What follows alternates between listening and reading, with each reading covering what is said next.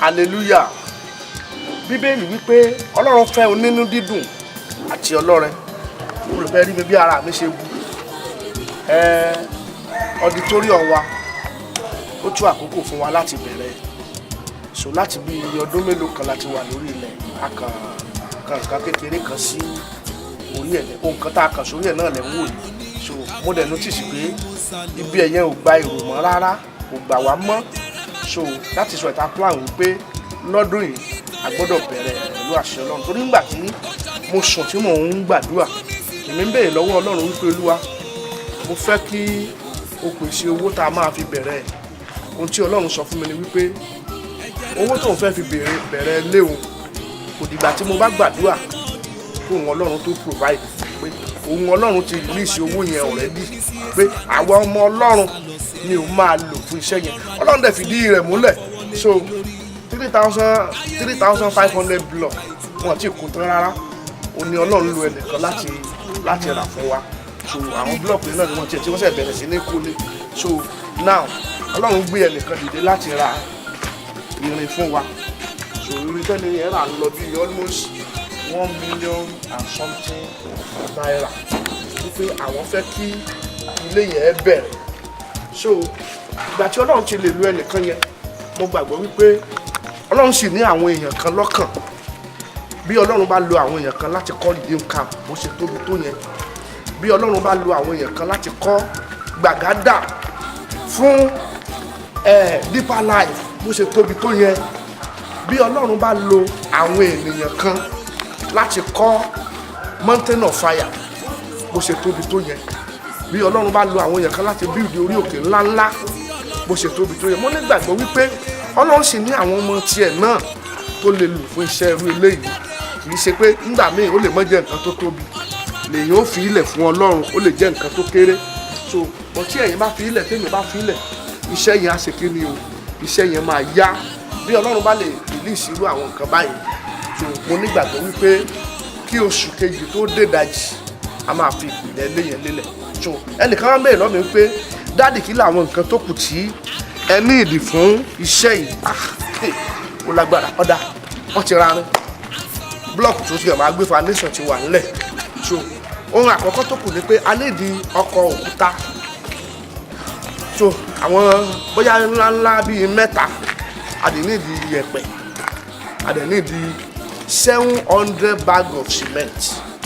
So àwọn nǹkan tó wà very important tó ta ní ìdí nìyẹn pẹ̀lú owó àwọn òṣìṣẹ́ tó fẹ́ ṣiṣẹ́ nínú ọgbà láti lay foundation tó dẹ̀ máa gbé dé gbogbo pílà àkọ́kọ́ tó máa gbé kó tó di pé a máa bẹ̀rẹ̀ sí ní sọ̀rọ̀ first decade torí iṣẹ́ yẹn ilé yẹn ó tóbi díẹ̀. So ẹ jẹ́ kí a wo nǹkan tí a fẹ́ kọ́ ọ̀pọ̀ wa la máa ń rí lórí ọ̀tà nígbà tí a bá ń ṣe Facebook program lọ́wọ́. Gbogbo ẹ̀yin tó ti wo website wa tí mo send link ẹ̀ sí pé kẹ́ ẹ lọ wò. So àwọn nǹkan tí a fẹ́ kọ́ ìjẹ́ bí báyìí ibi tá a lò tẹ́lẹ̀. Mo rántí pé nígbà tá a débí nígbà yẹn, we buy a plot of land. Gbogbo ìwọ kan wa ni pé ibẹ̀ ló máa pín sí. So ọ̀tọ̀ ní ilé ọ̀tọ̀ lélẹ́yìn. So Ọlọ́run dẹ̀ gbé àwọn ọmọ Ọlọ́run kan dìde, wọ́n ra kan fún wa sí òun láti lórí ọ̀fẹ́ láti fẹ́ǹsì ẹ̀ tó àgbélé yẹn wò. Now ní ìgbà yẹn èmi fúnra mi personally mọ́tò tí mò ń lò nígbà yẹn Honda CR-V ni mo ta mọ́tò yẹn mo fi ṣiṣẹ́ fún Ọlọ́run tó dá ayé àti ọ̀run. Now bí mo ṣe ń bá yín sọ̀rọ̀ yìí, mo rántí pé Ọlọ́run gbé ìrànlọ́wọ́ dìde láti ran àwọn kan lọ́wọ́. Wọ́n wá ra Honda Pilot padà fún mi. Ó túmọ̀ sí pé kò sí ní téèyàn ṣe fún Ọlọ́run tó máa ń gbé. Bí ìwọ náà bá ṣe fún Ọlọ́run, Ọlọ́run máa san. I remember pé eléyìí tẹ̀ ń wò yìí, Jama floor tẹ̀ ń wò yìí, wọ́n máa fọ́ o.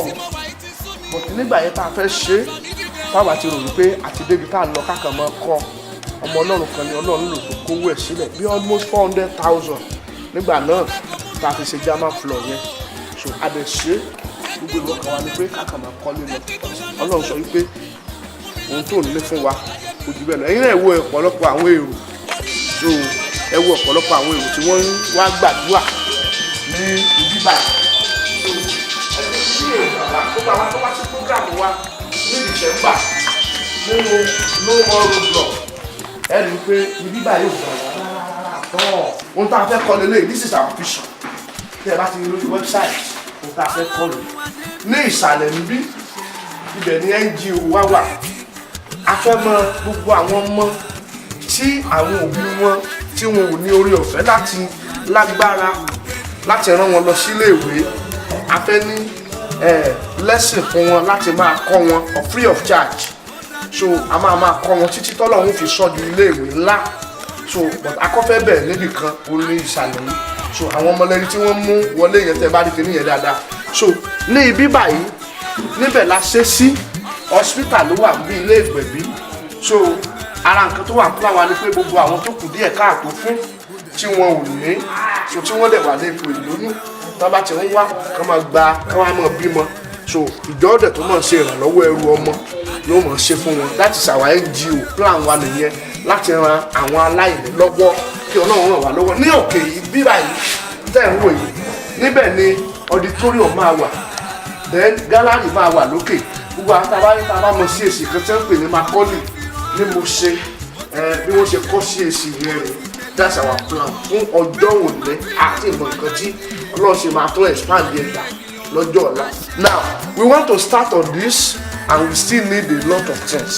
ẹ̀yin ọmọ Ọlọ́run káàkiri gbogbo àgbáyé ẹ ti rí nǹkan tí a fẹ́ ṣe mo dẹ̀ ní ìgbàgbọ́ wípé Ọlọ́run tó dá ayé àti ọ̀run ó lè ràn yín lọ́wọ́ ó tiẹ̀ ti ràn ẹ̀yin kan lọ́wọ́ láti ṣe fún Ọlọ́run láì sí ìran èké tàbí àsọtẹ́lẹ̀ èké tàbí ọgbọ́n àlùmọ̀kọ́rọ́ yín láti gbowó lọ́wọ́ yín.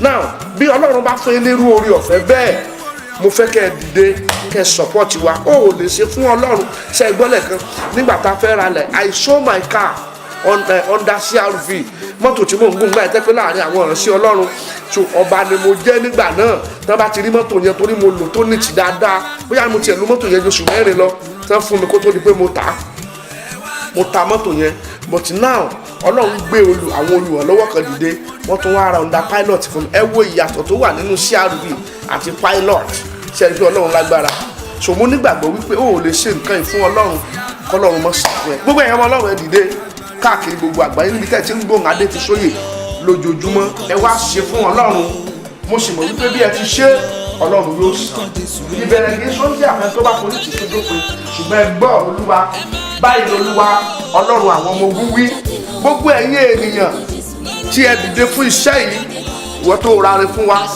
ẹ̀yin tó ra blọọkù fún wa àtẹ̀yin táyọ̀ tó ṣe níwọ̀n ìgbà tí ayé ó wà tí ọ̀run yóò wà ohun rere gbogbo tí ẹ̀ ń pòǹgbẹ́ fún láyé Ọlọ́run yóò rí ìṣẹ̀ fún bí ègún kan bá wà lórí rẹ tó sọ pé ò ní kọ́lé lórúkọ Jésù ègún yẹn máa parẹ́ bí májẹ̀mú kan bá wà fún ayé rẹ tó sọ pé ò ní donílé lórúkọ Jésù májẹ̀mú yẹn máa bàjẹ́ ìwọ náà ó donílé kì í ṣe ilé lásán o ilé tí ìran rẹ ọ̀kọ́ rí ènìyàn ní Ọlọ́run kọ́ ẹ́stéètì fún ó lè ṣe bẹ́ẹ̀ fún wọn náà ẹ já dìde kára ṣe Olúwa lọ́wọ́ orúkọ mi ni wòlíì Michael Adéfisóyè láti inú ìjọ CAC Anointing with Fire ẹ ṣé mo dúpẹ́ lọ́wọ́ yín àlàáfíà fún gbogbo èèyàn ọmọ Ọlọ́run.